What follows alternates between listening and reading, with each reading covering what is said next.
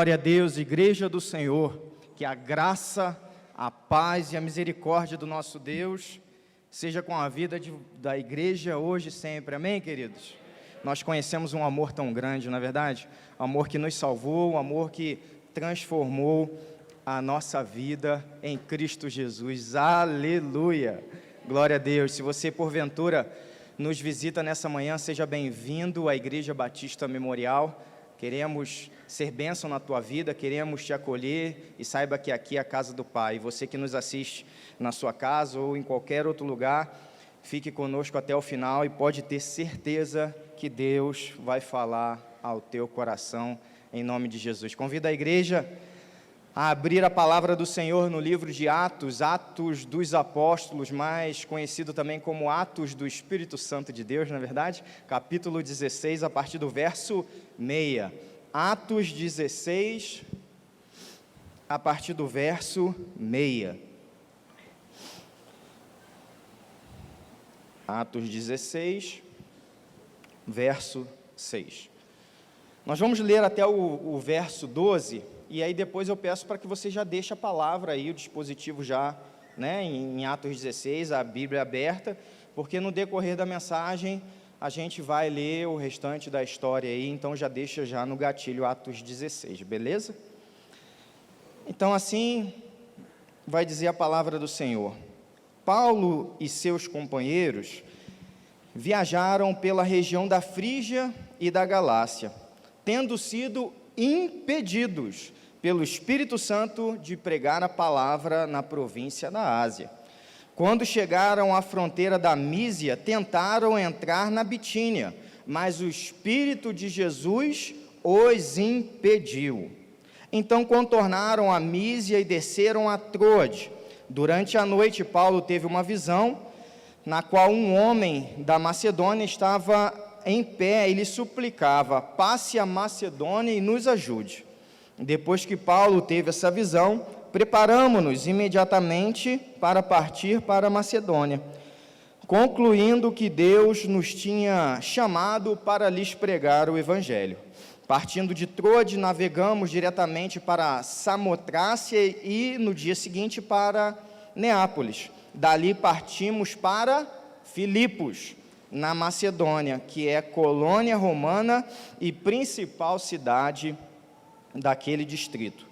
Ali ficamos vários dias. Feche seus olhos, vamos orar ao Senhor. Pai, muito obrigado, Senhor. Obrigado, em primeiro lugar, pela vida, obrigado pela Tua misericórdia que se renova nesse dia. Obrigado, Senhor, pela liberdade de cultuar o Teu nome nesse lugar, no nosso país. Ainda temos essa liberdade, então nós queremos Te agradecer por isso, ó Pai amado, e que agora nesse momento, Pai, o Senhor possa falar conosco, o Senhor possa falar ao Teu povo. O Senhor é um Deus que vive, e o Senhor fala à sua igreja, e através da sua voz, a nossa vida é transformada. Através da Tua voz, ó Pai amado, os grilhões são quebrados, as correntes são despedaçadas, e o nosso caráter, ó Pai amado, de glória em glória, vai se tornando a semelhança de Cristo Jesus, nosso Senhor. Então, que o nosso coração, ó Pai amado, possa estar aberto, ó Deus, em nome de Jesus, para receber a Tua palavra, para a Tua honra e para a Tua glória. Essa é a minha oração, em nome de Jesus. Amém.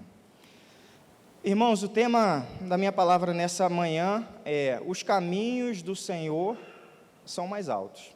Amém? Os caminhos do Senhor, eles são maiores, eles são mais altos do que os nossos caminhos. E quando a gente vive, irmãos, a gente vive e a gente gosta de fazer planos, não é verdade? E o planejar as coisas, isso é bom, planejamento é bom, é saudável isso para a gente, né?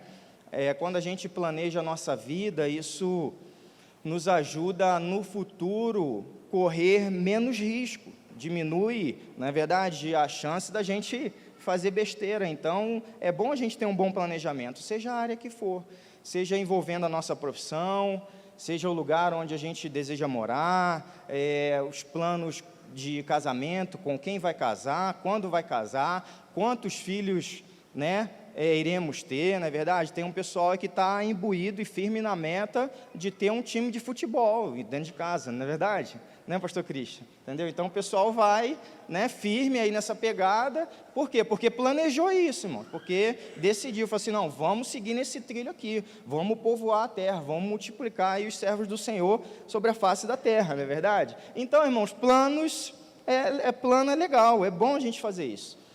Só que para nós que estamos em Cristo Jesus, há um porém que a gente tem que atentar.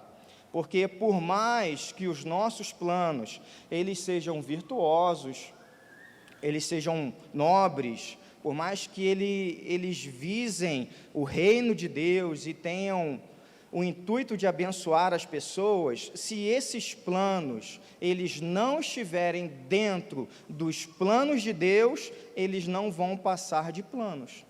Não vai acontecer, não vai se concretizar, vai ficar só no papel.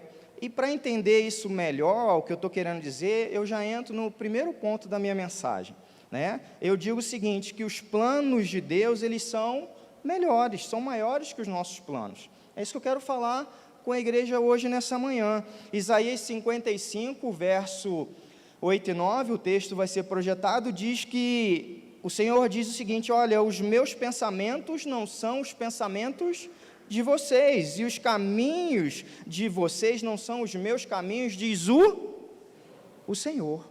É o Senhor que está falando, irmãos. E aí ele continua, porque assim como os céus são mais altos do que a terra, assim os meus caminhos são mais altos do que os seus caminhos, os meus pensamentos mais elevados, mais altos que os pensamentos de vocês. Provérbios 16, verso 1, na versão NTLH, vai dizer que as pessoas até podem fazer planos, mas a última palavra quem dá é o Senhor. Então, o que está acontecendo aqui, irmãos? O contexto dessa narrativa aqui que a gente lê, a gente vê os irmãos, né, da primeira VMP, primeira viagem missionária de Paulo. Eles já fizeram, Paulo já fez essa primeira viagem, e agora ele inicia a segunda viagem. E o objetivo da segunda viagem é passar pelas comunidades onde já nasceram igrejas, visitar os irmãos, fortalecê-los e também expandir o Evangelho. Ou seja, levar o Evangelho a outros lugares. E qual era o lugar onde Paulo e a equipe estavam querendo pregar o Evangelho? Na Ásia. O plano de Paulo era pregar o Evangelho na Ásia, só que a gente vê aqui que o plano de Deus era que o Evangelho fosse pregado na Europa. Tá, irmãos? Macedônia, essa cidade de Filipos, você pegar um mapa, né, comparar um mapa dos tempos da igreja, dessas viagens, com um mapa nosso, com nossa conjuntura hoje, você vai ver que Filipos seria ali mais ou menos a primeira cidade ali no que a gente chama hoje de continente europeu. Quando a gente faz, irmãos, a obra do Senhor, o nosso desejo é ver a obra prosperar, não é verdade? A gente quer ver pessoas descendo as águas do batismo, discípulos sendo gerados, vidas sendo transformadas, só que a gente não pode esquecer que a obra é de Deus, irmãos, a obra é dele, amém? A obra dele é feita no tempo dele, com as estratégias dele e da maneira dele, porque Deus, irmãos, ele é soberano. Era isso que o Espírito estava comunicando aqui a Paulo e a equipe. Deus é soberano, e parece que esse conceito de soberania a gente estuda na EBD, a gente estuda na teologia sistemática, a gente diz que Deus é, né, onipresente, onisciente, onipotente, Ele tem todo o poder, mas a gente tem muita dificuldade de viver isso no dia a dia na nossa vida. Eu pergunto para você, como que o senhorio de Jesus, como que Ele se manifesta no dia a dia, na sua história? Isso parece meio louco, irmãos, mas o que a gente está vendo aqui é o Espírito Santo impedindo o avanço do Evangelho, não é verdade? Agora, lógico, né, o texto ele não pode ser tirado do seu contexto, senão ele vira pretexto para a gente fazer um monte de heresia. O que o Espírito Santo estava impedindo aqueles irmãos era o que? Naquele momento de prosseguirem para a Ásia. O que Deus estava falando é o seguinte, olha, eu quero que vocês sigam rumo à Europa.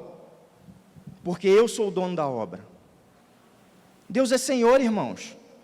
Deus é Senhor da nossa vida. E eu lendo esse texto não posso deixar de enxergar dessa maneira. O que Deus está dizendo é o seguinte, gente, olha, isso aqui não é Bangu. Não sei se tem alguma Joana aí, mas usando o ditado, isso aqui não é casa da mãe Joana. Não é do jeito que vocês vão fazer, porque o dono da obra sou eu. E a gente precisa viver isso, irmãos, no nosso dia a dia, na nossa casa, com os nossos filhos, dentro do nosso casamento. Deus está falando, olha, eu sou o dono da missão, e o mesmo Deus que comissiona, que capacita, que envia, é o Deus que diz como será a missão. Soberania. Em Atos capítulo 13, você vai ver o comissionamento dos irmãos de Paulo e Barnabé para a primeira viagem missionária. Vai dizer o texto, lá no início do capítulo 13, depois você confere em casa, que enquanto os irmãos adoravam o Senhor e jejuavam, o Espírito Santo disse, olha, separem-me Paulo e Barnabé para a obra a qual eu vos tenho chamado. Quem que disse, irmãos? Não ouvi, quem que disse? Espírito Santo, irmãos. É Ele que manda, amém? É Ele que manda. Abrindo um parênteses, você quer ouvir a voz do Espírito? Quer ser sensível ao Senhor? Ora, jejua, louva ao Senhor, porque no momento certo o Espírito Santo vai vir e vai falar com a tua vida, como falou com aquela igreja, olha, eu quero Paulo e quero Barnabé. A obra que o Espírito Santo estava chamando esses irmãos era uma obra especial. Toda obra do Senhor ela é especial, irmão, mas seria uma obra mais importante que as demais. Isso estava fazendo de Paulo e Barnabé discípulos num patamar acima dos demais? Nada disso. Por que o Espírito Santo escolheu Paulo e Barnabé, irmãos? Isso, eu estou falando a respeito da primeira viagem missionária. Você pode dizer, pastor, o Espírito Santo escolheu porque eram os homens que tinham os requisitos que a missão exigia. Glória a Deus. Eu concordo com você, mas acima disso, irmãos, o Espírito Santo escolheu porque Ele é soberano. É isso. E a gente precisa entender isso na nossa vida. Quem entende soberania de Deus, irmãos, entende autoridade e recebe autoridade, porque são dois conceitos que estão diretamente ligados. Quando aquele centurião romano chegou para o Senhor Jesus, disse, olha, Senhor, o meu servo está muito doente. E aí Jesus falou assim, beleza, eu vou lá na tua casa e vou curar o teu servo. O que aquele centurião falou assim? Não, Senhor, eu não sou digno de ter o Senhor na minha casa. Qual foi a mensagem que ele falou? Ele disse, olha, ele continuou, olha, eu sou um homem que eu estou sujeito a autoridades, ou seja, eu recebo ordens de cima, mas eu também tenho homens debaixo da minha autoridade, e eu digo a esses homens, vão e eles vão, vêm e eles vêm, ou seja, no nível de autoridade, aquele centurião, ele sabia onde ele estava, e o que ele estava dizendo para o Senhor é o seguinte, olha, como eu tenho autoridade acima de mim, eu reconheço que o Senhor é a autoridade das autoridades, que o Senhor está acima de todo poder constituído, que o Senhor governa sobre todo e qualquer homem, sobre o universo. Era isso que aquele homem estava dizendo, por isso que ele recebeu um milagre, irmãos.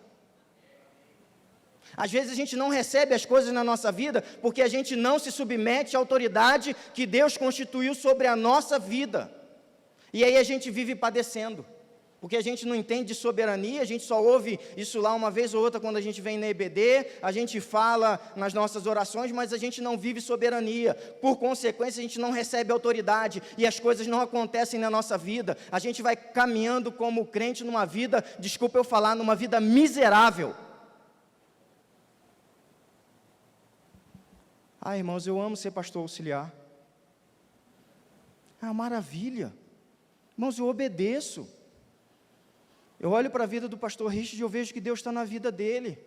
Ele dá a direção. O meu papel é ajudá-lo a cumprir essa missão, que eu entendo que ele tem recebido de Deus para a nossa comunidade, para a nossa igreja. É fácil, irmãos. É uma maravilha. Caminhando assim eu recebo autoridade. porque eu ouço o meu pastor. Vocês falam assim: Fábio, eu não quero que você siga com essa liderança por esse caminho. Fábio, eu não quero que seja para a Ásia, tá? Eu quero que você siga com o povo para a Europa. Eu vou dizer: pastor, ciente, Deus seja louvado. Para mim é tão fácil, irmãos. Eu não entendo o cara que ele se contorce com as coisas, sabe? Ele ouve uma orientação, ele ouve uma instrução: não, mas isso não está certo, e que não sei o que lá, e que PPP, o cara esperneia à toa. Você está perdendo a oportunidade de ser abençoado quando você nega a autoridade que está sobre a tua vida. Não importa quem é, ele é bonito, o pastor Fábio é chato, o outro pastor é isso, não importa, é a escolha de Deus, irmãos. Deus é soberano, e quando você entende isso, você é abençoado, Deus te abençoa. É só você olhar a história de Davi. Davi teve várias oportunidades de quê? De passar o facão em Saul. Davi já sabia que Saul era o rei de fato, mas no céu não era o rei de direito. Deus já tinha recusado Saul, mas ele não meteu a mão no cara.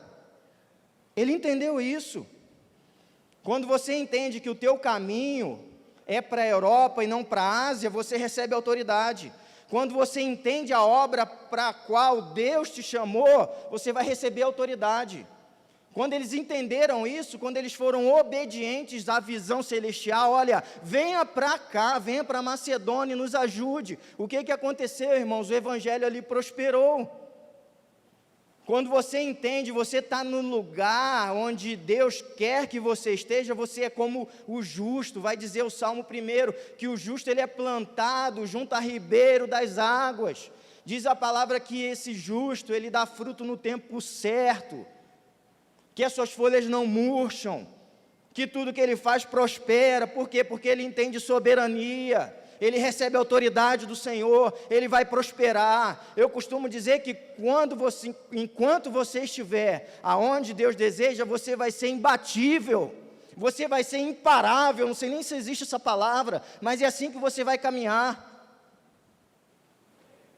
As pessoas podem não gostar de você, pode achar que o que você está fazendo está errado, não interessa, não se preocupa com isso. Se você está debaixo da visão de Deus, se você está debaixo da autoridade de Deus, nada vai te parar, nada. Autoridade, irmãos, soberania, Deus quer que a gente prospere. 1 Coríntios capítulo 12, esse texto vai ser projetado. Paulo vai dizer assim: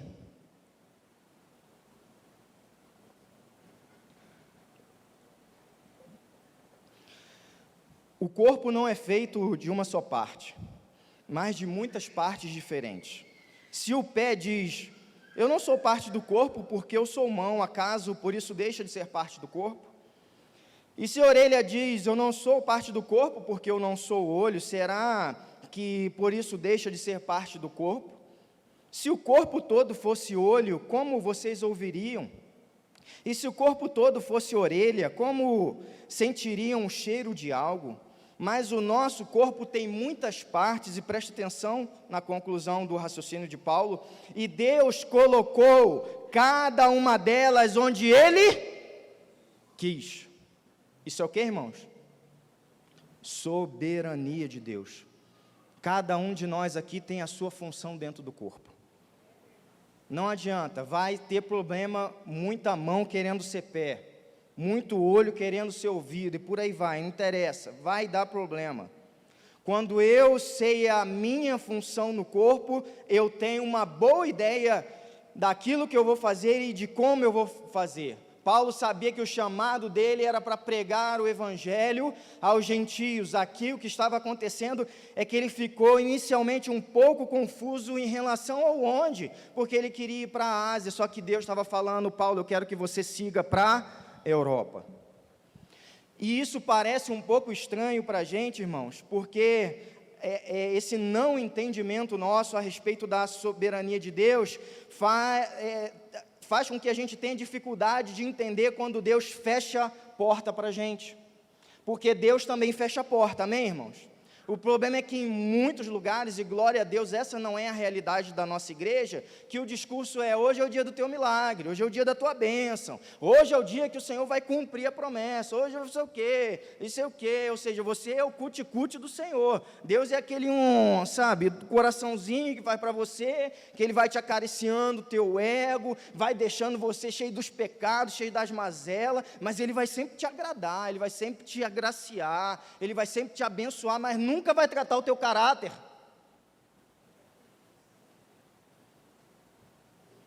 E aí o pessoal vai sendo iludido, achando que está crescendo, que está no caminho do varão perfeito, que está seguindo em direção à estatura de Cristo Jesus, o varão que é perfeito, mas não está. A gente precisa entender que dentro da soberania de Deus, da mesma maneira que Deus nos abençoa abrindo porta, Deus também nos abençoa fechando porta. Eu quero ouvir um amém da igreja. Irmãos, quando Deus fecha a porta, é a bênção da mesma maneira como Ele abre. Ah, pastor, a promoção não deu certo, a viagem não vai sair, sabe, o concurso eu não... bateu na trave e não entrei. Irmãos, é bênção. Deus está te abençoando. Por quê? Porque os planos do Senhor são mais altos do que os nossos planos. Seja abrindo ou seja fechando porta, tudo que Deus faz, irmãos, guarda isso no seu coração, é repleto de amor, de graça e misericórdia para com a nossa vida. O problema é quando a gente começa a querer forçar a barra, começa a querer dar aquele jeitinho. O Espírito Santo teve que impedir aquela turma lá 2 vezes. Falou assim: gente, isso não é o caminho. Mas a gente enche o nosso coração do nosso desejo, dos nossos planos e fica: Deus, eu quero, Deus, eu quero, Deus, eu quero. Só que Deus não quer, irmão. Aí a gente fica forçando barra. Eu costumo falar isso muito para a juventude. Quando envolve relacionamento, eu falo assim: cara, larga essa, isso é tranqueira para a tua vida. Para de insistir nesse caminho, vai dar ruim. Principalmente as meninas, para com essa ingenuidade de achar que vai mudar. É tranqueira, chuta que é macumba. Cai fora disso. Vai embora. Dá destino. Fala assim: ó, vai dar uma passeada, que eu vou seguir minha vida. Faz assim. Ah, pastor, Deus não muda, Deus transforma. Lógico, Deus entra no coração, Deus faz nova todas as coisas, tudo isso, mas a chance de permanecer tranqueiro é muito grande. Amém, irmãos? Vamos lá continuar no texto agora a partir do verso 13. A gente está em Atos 16, tá?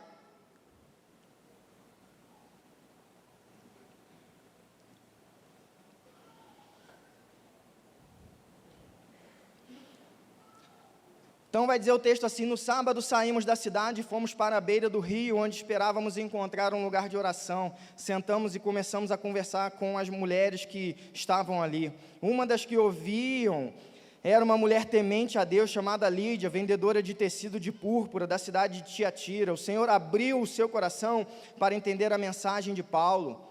Tendo sido batizada, bem como os de sua casa, ela nos convidou, dizendo: se os senhores me consideram uma crente no Senhor, venham ficar em minha casa. E nos convenceu. Certo dia, indo nós para o lugar de oração, encontramos uma escrava, que tinha um espírito pelo qual predizia o futuro. Ela ganhava muito dinheiro para os seus senhores com adivinhações. E a moça seguia Paulo e a nós, gritando: esses são homens, são servos do Deus Altíssimo, e eles anunciam o caminho da salvação. Ela continuou fazendo isso por muitos dias.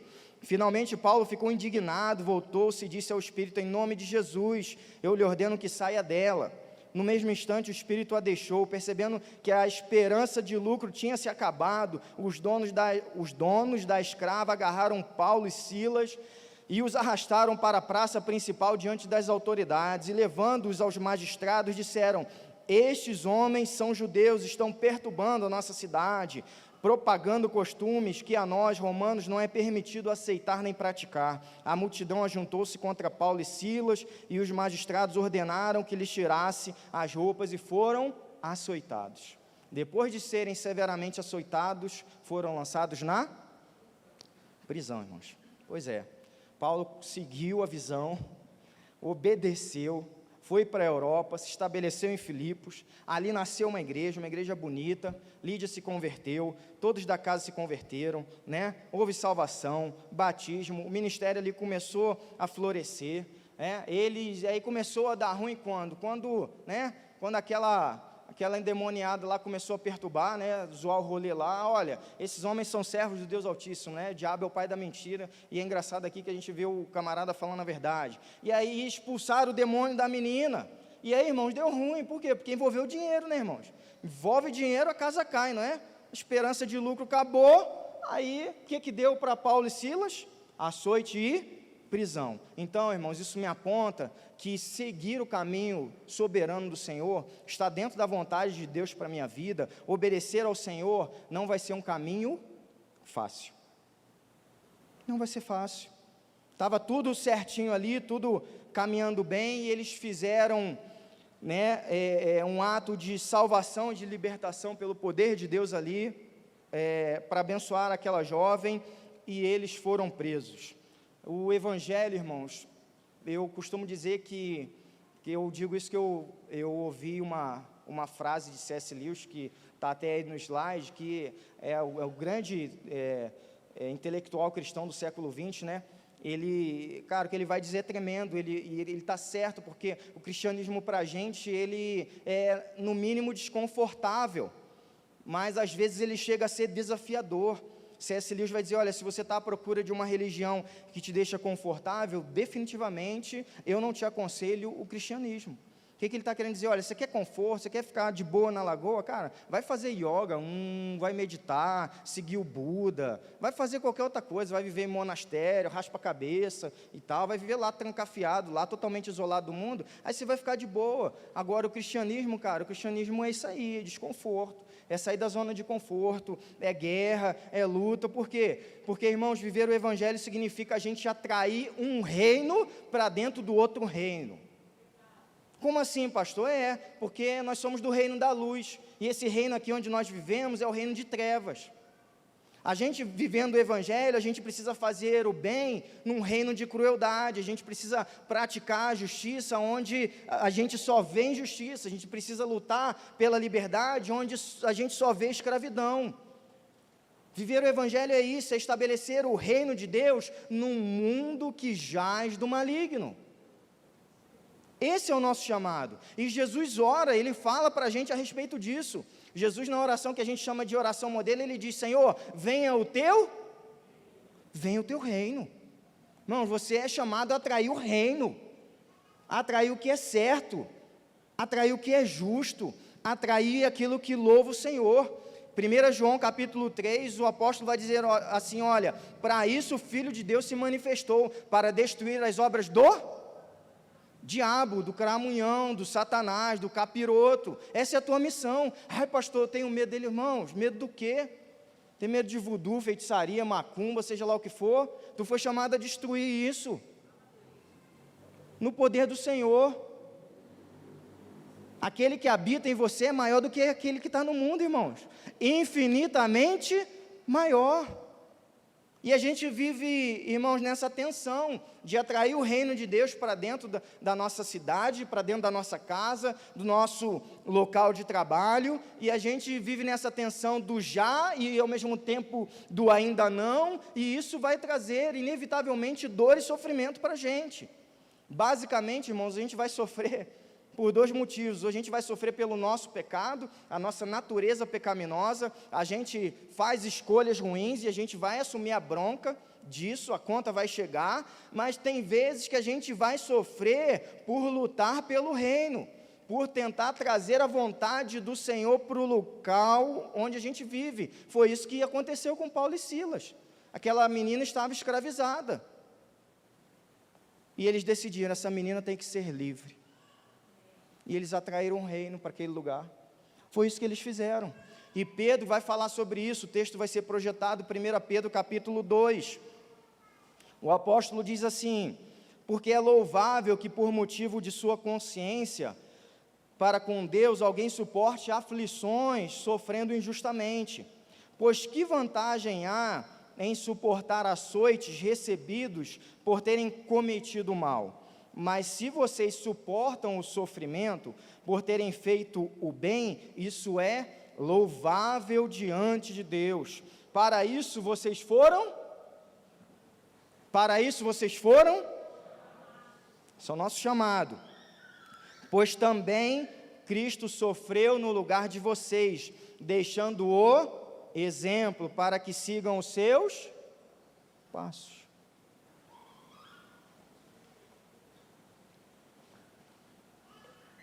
Esse é o caminho, irmãos.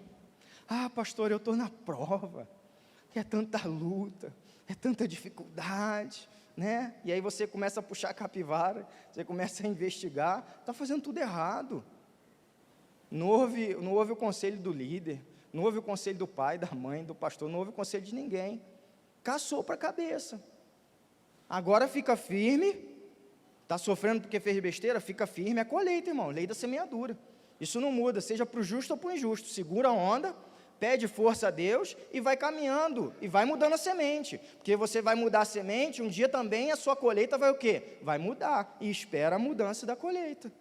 É igual aquela história, né? Ah, eu fui preso, vou ficar tanto tempo agora na cadeia, eu só roubei uma corda, né? Mas aí quando você vai ver, no final da corda tinha um cavalo, entendeu? Então a pessoa fala assim, pastor, está na luta, que não sei o que e tal. Cara, não ouve ninguém, é cabeça dura, todo mundo aconselha, fala assim, olha, se for por esse caminho aí vai dar ruim, cara, sai disso aí. Não, eu vou, é teimoso. Aí colhe. O que Pedro está falando a respeito disso? Cara, se esse é o meu caso, ema, segura seus problemas, entendeu? Segura a onda aí. Agora, se você está sofrendo por fazer aquilo que é certo, irmãos, aí é diferente. Aí é diferente, porque nisso há louvor, nisso Deus se agrada. Se você está sendo injustiçado por se manter fiel ao Senhor, isso é agradável ao Senhor. Isso agrada o coração do teu Deus. Era o que tinha acontecido com Paulo e com Silas. Eles estavam sofrendo o quê? Pelo pecado alheio. A jovem deixou de dar lucro. Na nossa vida vai ser assim, irmãos. Quando a gente decidir se posicionar, a gente vai ser criticado, julgado, perseguido, desprezado. Vai acontecer tudo isso. É só a gente deixar aquele esquema que antes a gente fazia e estava tudo bem. Quando a gente largar, vai dar ruim.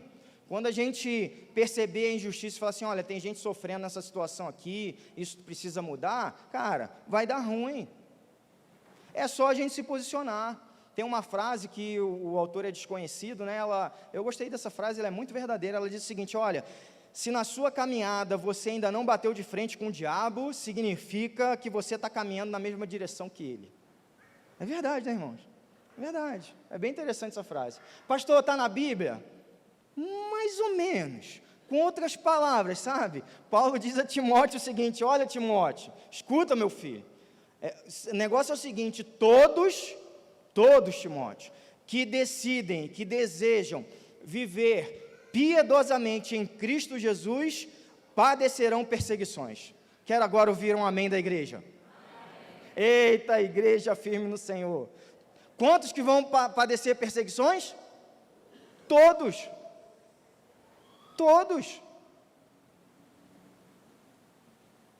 Sem exceção. Novo, idoso, homem, mulher, não importa. Irmão, você decidiu se posicionar? Você vai seguir firme? Você quer seguir uma vida de piedade? Você quer ser obediente ao Senhor? Você quer ser sensível ao Espírito e trilhar a direção que Ele quer para você? Você vai sofrer perseguição, você vai padecer. Agora, se você quiser seguir a boiada, irmãos, vai de boa, pode ir, você vai viver 80, 90, 100 anos, não vai perder cabelo, não vai ficar com ruga, você vai, morrer numa boa lá, tranquilo, só que a conta chega, se você se posicionar, pode ter certeza que você vai arrumar para a sua cabeça, e aí é nesse ponto, irmãos, que muitos crentes aqui querem fazer, querem jogar a toalha. Fala assim, Senhor, eu estou sofrendo injustamente. Eu estou fazendo bem, Senhor, eu estou fazendo o que é certo.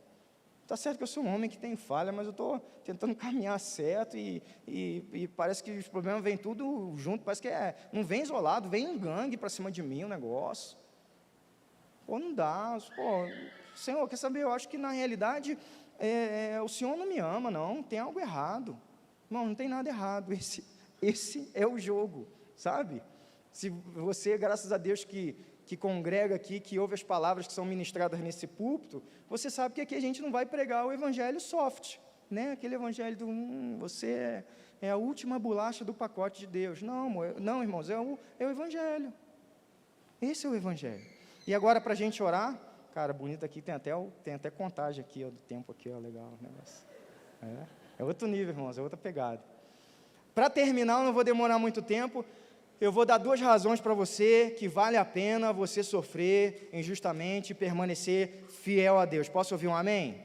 Permanece, irmãos, fica firme no Senhor. Se você está sofrendo injustamente, Deus se agrada disso e finca as estacas e fala, Senhor, daqui eu não saio, daqui ninguém me tira, eu vou fazer o que é certo e vou caminhar. Amém?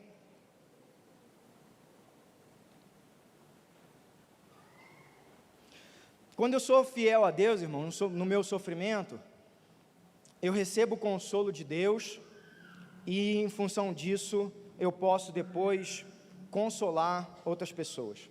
2 Coríntios capítulo 1, logo nos primeiros versos, vai dizer assim, bendito seja o Deus e Pai de nosso Senhor Jesus Cristo, Pai das misericórdias e Deus de toda consolação, que nos consola em todas as nossas tribulações, para que com a consolação que recebemos de Deus, possamos consolar os que estão passando por tribulações. Irmãos, toda essa experiência que a gente venha passar de sofrimento, enfim, seja uma doença, uma perda financeira significativa, crise no casamento, luto, enfim, qualquer que seja a ordem, a origem, isso vai nos habilitar, isso vai nos dar capacidade de trazer consolo, de cuidar e de ter uma palavra de esperança para as pessoas que estão vivendo a mesma situação. A experiência, irmãos, nos dá autoridade. A experiência nos dá autoridade. Aquilo que a gente vive, aquilo que a gente suporta, aquilo que a gente vence, nos dá autoridade para a gente o quê? Ajudar outras pessoas. Não há ninguém, irmãos, melhor para consolar uma mãe que perdeu um filho do que outra mãe que também já perdeu um filho. Não há ninguém melhor para ajudar um casal em crise do que um casal mais experiente que juntos já passaram por lutas, por dificuldades e no Senhor eles venceram. Isso é autoridade, isso nos ajuda a consolar, porque a gente só pode dar aquilo que a gente recebe. A gente recebe o consolo de Deus e depois disso a gente tem para dar, a gente pode consolar as pessoas. Isso porque o nosso Deus é o Deus de toda consolação. Ele cuida dos seus filhos, amém? Segundo motivo que vale a pena a gente permanecer fiel. Quando a gente está, irmãos, na luta e a gente permanece fiel ao Senhor, a gente se torna testemunha poderosa do Evangelho. Amém? A gente se torna testemunha que impacta a vida de outras pessoas através do Evangelho. Atos 16, 25 vai dizer que era meia-noite, irmãos, perto daquele horário ali, Paulo e Silas, eles estavam orando e cantando hinos a Deus. E a palavra vai dizer que os outros presos, o que eles ouviam. As pessoas estão olhando para nós, irmãos, e não há nada mais poderoso que a vida de um crente que está passando na prova e está fiel a Deus, amém? Não há nada mais impactante do que isso, irmãos. Tu olha para a vida do camarada e fala assim, cara, esse cara está na luta, mano. Esse cara está ali, sabe, no apuro, ele está no deserto, mas ele está ali com Deus, né, Douglas? Homem de Deus, eu vi a vida do Douglas, irmão, esse menino com luta, com prova, ali sendo fiel a Deus, buscando agradar a Deus e firme, irmão. Isso é um testemunho tremendo. Isso impacta a vida das pessoas que estão ao nosso redor. A prova, irmãos, ela revela o nosso coração. Quando a gente está na prova, o véu do nosso coração se rasga, a gente fica exposto. Por isso lá em Deuteronômio Deus fala assim, olha, eu te conduzi para o deserto, falando para o povo, para que você possa saber aquilo que tem no seu coração. Deus já sabe o que tem no nosso coração, mas muita coisa a gente só vai descobrir no momento da prova. Aí a gente percebe a nossa condição. A prova vai revelar o nosso nível de compromisso com o Senhor, irmãos. Não há outra maneira, é assim que funciona. E, irmãos, é poderoso ver um crente na luta, louvando ao Senhor, cantando hino ao Senhor, irmãos, aleluia! Cara, que tremendo é ver o cara dizendo assim, Deus, eu estou sofrendo, mas eu vou continuar a fazer a tua vontade. Senhor, eu estou passando a prova, o diabo me acorrentou, eu não estou conseguindo fazer nada, os meus pés estão amarrados, a minha mão está algemada, mas eu vou continuar seguindo a direção que o Senhor tem para mim. Eles podiam estar reclamando, irmãos, a gente reclama de tanta coisa, a gente reclama das mínimas coisas dentro da nossa casa, a gente reclama quando a gente não tem carne todo dia no prato, a gente reclama quando o patrão pede um pouquinho a mais para a gente dentro do trabalho, a gente reclama de tanta coisa. Esses homens, eles estavam no cárcere, irmãos, estavam na cadeia, eles podiam estar falando, Deus, onde que o Senhor está? Deus, cadê o Senhor na minha história? Eu obedeci, eu não fui para a Ásia, eu caminhei para a Europa, teve conversão, Lídia entregou o coração, a família dela toda, eu plantei igreja aqui nessa cidade, Senhor, eu libertei essa menina, olha agora o que resta para mim,